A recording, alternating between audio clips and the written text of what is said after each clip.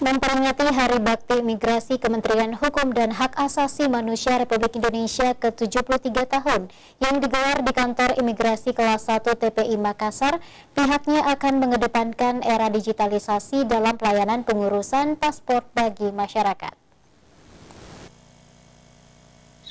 Upacara peringatan Hari Bakti Imigrasi Kementerian Hukum dan Hak Asasi Manusia Republik Indonesia ke-73 tahun dipusatkan di halaman upacara Kantor Imigrasi Kelas 1 TPI Makassar, Jalan Perintis Kemerdekaan Kecamatan Tamalan Rea, Kota Makassar, Kamis pagi.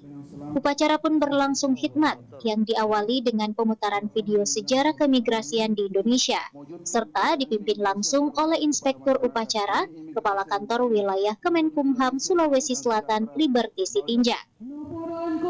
Kepala Kantor Imigrasi Kelas 1 Makassar, Agus Winarto menyebutkan, imigrasi akan terus berkembang di usia ke-73 tahun dengan fokus mengedepankan pelayanan digitalisasi untuk mempermudah masyarakat.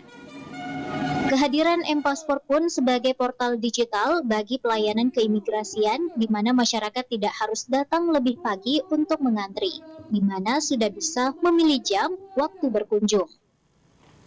Diketahui Imigrasi Kemenkumham Republik Indonesia telah mengeluarkan kebijakan berupa second visa atau golden visa sesuai instruksi Presiden Joko Widodo melalui Undang-Undang Cipta Kerja tentang mempermudah izin tempat tinggal di Indonesia bagi para investor.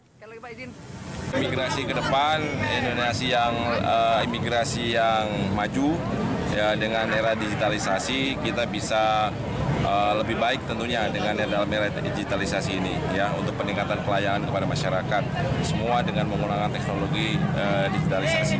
Jadi mengurangi adanya birokrasi, meminimalkan birokrasi, mempermudah dengan pelayanan lebih cepat dan lebih baik tentunya kepada masyarakat. Harapan dari pimpinan dari imigrasi. Artinya pendaftaran untuk pembuatan paspor yang lain semua online. Iya, kita sekarang dengan M-Paspor dengan online, jadi mengurangi orang datang pagi-pagi, terlalu pagi, tapi dengan M-Paspor itu, dengan digitalisasi itu memudahkan orang untuk melakukan permohonan paspor. Sudah bisa milih hari, milih jam, kapan dia pemohon itu bisa menentukan kapan dia bisa datang kantor imigrasi. Sulawesi Selatan sendiri beberapa investor sudah memiliki tempat tinggal yang dikeluarkan oleh Kemenkumham Republik Indonesia dan didukung dalam bentuk pelayanan serta edukasi terhadap orang tersebut.